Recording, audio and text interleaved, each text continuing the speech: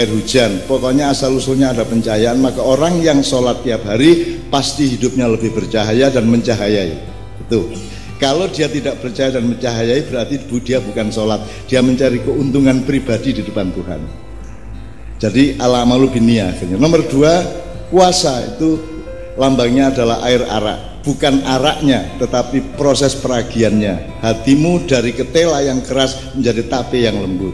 Kalau orang sering berpuasa, orang sering menahan diri, tidak hanya puasa Ramadan, tapi menahan diri, ngerti apa yang harus dia katakan, ngerti apa yang harus dia katakan, jangan sampai dia mengatakan yang seharusnya tidak dikatakan, dan jangan sampai dia tidak mengatakan yang seharusnya dikatakan. Jelas ya? Kalau dia sering menahan diri seperti itu, maka dia akan menjadi lembut seperti tape. Gitu. Anda harus tahu, Anda ini jenis manusia sholat, berarti Anda harus urusannya sama cahaya. Kalau Anda ini jenis karakternya puasa, berarti urusannya adalah peragian, pelembutan rohani. Kalau Anda urusannya zakat, berarti Anda air susu. Kita susu lagi. Susu itu tidak ada kambing yang menyusu susunya sendiri, dan tidak ada ibu yang menyusu susunya sendiri. Kalau tidak anaknya pasti bapaknya, kan gitu. Gitu. Kalau haji lambangnya adalah madu. Jadi orang yang tadi Rashid mempertanyakan, orang pulang haji tapi tidak bertambah kebaikan sosialnya, kan gitu. Nah, orang yang sudah haji berarti dia sudah la syarqiyah wala gharbiyah, seperti dibilang Mbah Nevi tadi itu. Dia sudah madu, disebut makanan bisa, disebut minuman bisa. Dia sudah tidak barat timur, dia sudah universal. Wong nek wis kaji kuwi orang yang sudah tidak beda-bedakan. Misalnya Pak Kapolres ini, kita nggak perlu tahu beliau Protestan, apa Katolik, apa Hindu, apa Buddha, kita nggak perlu tahu.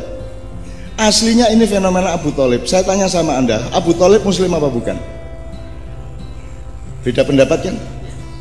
Ada yang bilang tidak, dia tidak pernah bersyahadat. Lalu masa ini syahadat lapor kowe ngono piye? Lah nek dia diam-diam bersyahadat, diam-diam dia sholat. Sebenarnya ini satu ujian dan satu fenomena cermin bagi kita semua. Yang terbaik itu kelakuannya apa identitasnya? Kelakuannya. Jadi biarkan Pak Kapolres agamanya apa itu urusan di dapur. Yang penting warungnya sehat, kan begitu.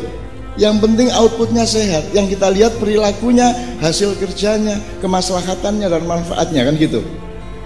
Makanya saya teman sekalian agak gelisah karena orang Islam ini terlalu ngetok-ngetok ke pawone.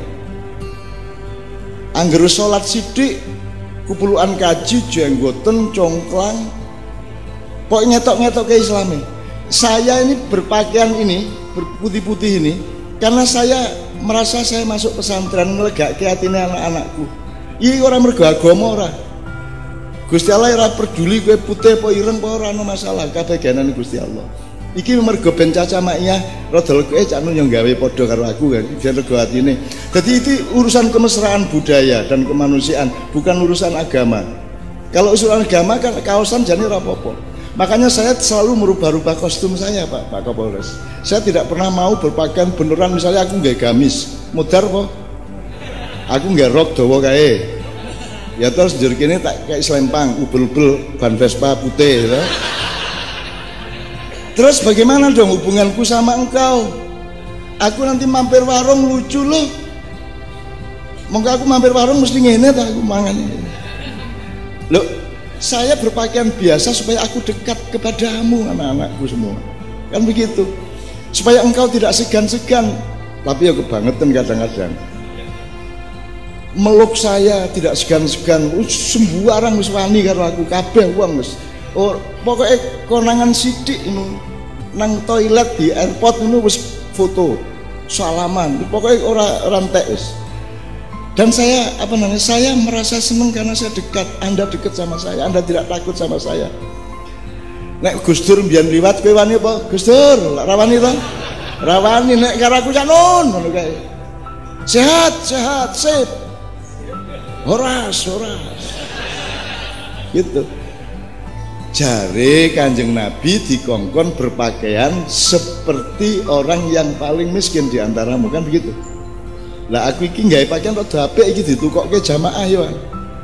Tapi saya tidak pernah punya pakaian yang bagus terbaik seperti ini. Jadi saya tuh bingung nek undangan manten, undangan birokrasi ngono kae, saya bingung pakaian saya karena aku duwene wis ngene iki tok, gitu ya. Dan tidak pernah pakai sepatu. Dan aku nggak sepatu pisan di foto viral. Yo cak nun sepaton modar. Iya. Nah, teman-teman ini kita ini sering mendramatisir. Begitu aku sandalan terus sandal itu digedek-gedekke, sandal lebih hebat dari sepatu, gitu kan? Ngono kok, ngono. Apa sithik gumun, apa sithik digedek-gedekke, kita ini lebay, kita ini huluwun kata Al-Qur'an, berlebihan segala sesuatu, memuja berlebihan, membenci berlebihan, dan sekarang itu kita berada dalam situasi kalap di Indonesia. Yang benci terlalu benci, yang cinta terlalu cinta. Mari kita kembali ke tawasud. Kita kembalikan ke tengah-tengah di antara kita. Cinta ya cinta, tapi pada objektivitasnya, gitu ya. Jadi hiduplah di Katulistiwa. Jangan terlalu hidup di kutub utara maupun selatan, karena tidak bisa kamu berumah di kutub. Yang bisa adalah berumah di sekitar Katulistiwa. Kenapa orang sekarang pikirannya satu kutub selatan, satu kutub utara, akhirnya bertengkar satu sama lain. Dan saya tidak pernah mau ke utara maupun ke selatan. Semua saya terima kok. Anies saya terima, musuhnya Anies saya terima, Menteri Agama saya terima, Luhut saya terima, semua saya terima. Dan Anda tidak usah curiga sama saya, rumah samu aku bisa dikendalikan sopo-sopo. Saya tidak bisa dikontaminasi oleh siapapun sejak saya umur 4 tahun. Ora iso aku mengaruhi aku. Coba Gusti Allah. Wong tuaku tak tinggal, tak kunci lawange, tak obong. Mergo aku dinesoni, coba. Jadi wong tuaku ya gede-gede kecil wis ngerti lah, pokoknya bocah iki ben wae. Rasa dipenggak, rasa dipenging, gitu kan. Jadi teman-teman sekalian, saya ingin menegaskan, memberi garis parah kepada Pak Kapolres bahwa kebenaran memang bukan milik kita. Kita itu mencari kebenaran karena tidak pernah kebenaran ada di dalam diri kita. Begitu kita dikasih Tuhan, kita taruh dalam hati dan pikiran kita, keluarnya jangan kebenaran, keluarnya kebijaksanaan. Kalau yang kita keluarkan kebijaksanaan, makanya ud'u ila sabili rabbika bil hikmah. Bukan bil hak, bukan bil khair, bukan bil ma'ruf, tapi bil hikmah. Keluarnya harus bijaksana. Ono bocah belong, nek cara kene piye Mas? Belong to sing njur mengkilap nek kono sungai iki lho. Terus diceluk mat belong ngono to. Ono bocah merongos. Terus kowe bocah ngos nanti ngos. Apik ora kuwi? Jadi tidak semua yang kita ketahui sebagai kebenaran boleh kita omongkan. Saya sering kasih contoh sangat sederhana. Seorang anak umur 2 tahun mulai bisa ngomong, tanya sama ibunya, Bu, saya dulu keluar dari perut ibu lewat mana? Apakah ada seorang ibu yang menjawab dengan kudus dan jujur? Kan harus bohong.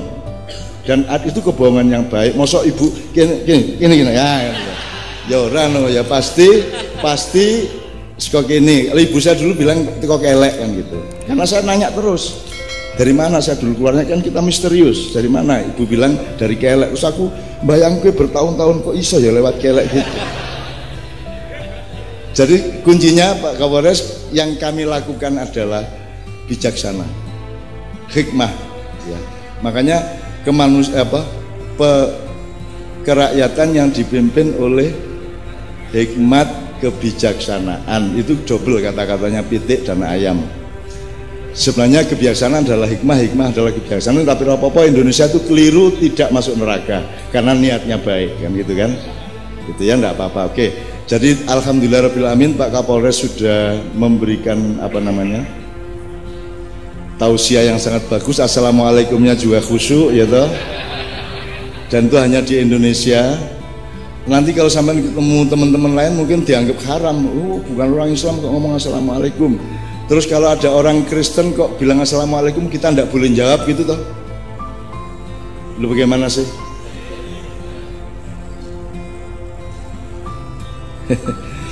Ya yes piye to wong-wong jare arep rahmatan lil alamin. Itu kan soal kebudayaan, soal sopan santun. Apakah kalau kamu kawin, umpamanya ya, kamu kawin sama pelacur umpamanya, kira-kira saya setuju enggak? Enggak, saya kalau berpikir demi kepentingan kamu, kok kamu kawin sama pelacur sih? Kan tidak setuju toh, wong mahasiswi aja banyak yang suka sama kamu, kok kamu sama pelacur. Tapi ketika kamu mengundang saya resepsi, saya datang enggak? Saya datang. Apakah saya datang ke resepsimu itu harus setuju kepada istrimu? Kan enggak. Apakah kalau saya datang ke acara Natal saya harus setuju sama ideologi Natal dan teologi Natal? Kan ora. Wong ki wong duwe gawe. Apa njur aku teko nang kowe iki piye karepmu? Kawin karo lonte piye karepmu? Kan enggak mungkin begitu dong. Meskipun itu benar, tetapi tidak boleh ngomong gitu. Anda tahu Cak Nur Kholis Majid? Almarhum. Ketika dia ngeletak, ya saya bawa temen mijitin dia sih sampai 1,5 jam dia bisa berdiri, bisa merasakan legi, asin, dia gembira sekali. Tapi ketika dia ngeledak sehari sebelumnya itu dia didatangi oleh beberapa tokoh Islam. Terus iki lumpuh Cak Nur iki, terus sing teko ini, Cak Nur, sampean ini memang harus bertobat. Wong loro iki kan ngono. Kalau sampean tidak bertobat tidak akan sembuh. Sampean syahadat lagi, ngono kuwi. Wah, ampuh tenan kita. Aku ndelok rekaman iki, rekaman videonya. Tak goleki wong iki. Tak goleki. Dilalah ketemu ning airport tak cekel gulune. Kowe apane Gusti Allah, ponakan apa besan ngono aku. Loh aku tenang dek, saya orang lapangan. Artinya kalau saya bilang gitu, saya gitu betul. Saya urusan sama perang sampit, saya urusan sama bermacam-macam situasi di lapangan, termasuk gedung Ombo dulu, buru-buran karo tentara, karo polisi. Polisi Orde Baru tapi, ya bukan polisi sekarang. Sekarang kan saya sama Gus Dur pernah dikejar polisi Pak, di Jember. Karena Gus Dur dilarang masuk Jember, saya, Cak Nun, jadi Gus Dur sama Cak Nun tidak boleh acara di Jember. Tapi saya dan Gus Dur tetap datang dan spanduknya tetap ada. Selamat datang Bapak Kiai Haji Abdurrahman Wahid dan Bapak Emanuel Najib.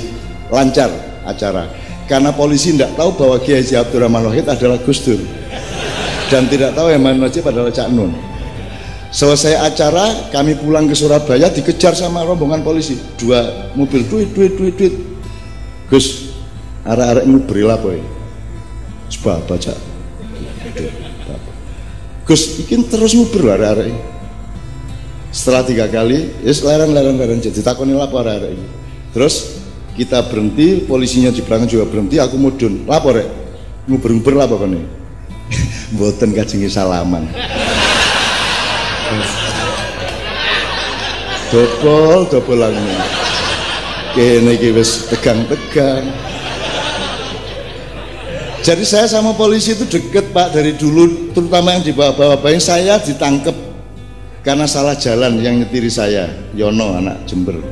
Ditangkep polisi langsung dimasukin ke kantor Polres. Terus Yononya ditarik masuk dan tidak keluar-keluar. Karena waktu lumpur awal-awal itu jalan tidak karu-karuan ditangkep. Terus saya, Yono kok tidak keluar-keluar, aku singitan ning jero mobil kan ra penak karo kanca-kanca polisi nek ketok aku nggur piye kan gitu. Aku singitan ning mergo suwe banget selak acaranya telat ning Jember, aku metu. Begitu aku untuk mobil, polisi di depan siap Cak, mau kemana kita kawal ngono gitu. Wah akhirnya malah Yono ditokke, terus saya dikawal pakai duit mobil itu. Dan saya tidak di mobil yang saya tumpangi, saya disuruh naik di foradernya Pak.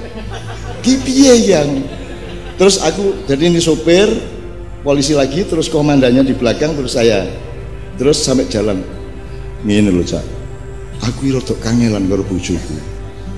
Ternyata konsultasi ya. Jadi saya itu ya Allah bahagia karena saya bersaudara dengan semua orang, bersaudara, dan mereka percaya sama saya. Aku metu bandara, gotas dukuk-dukan hampir tiap hari aku metu bandara. Terus ono arek di glok, diklik, cak,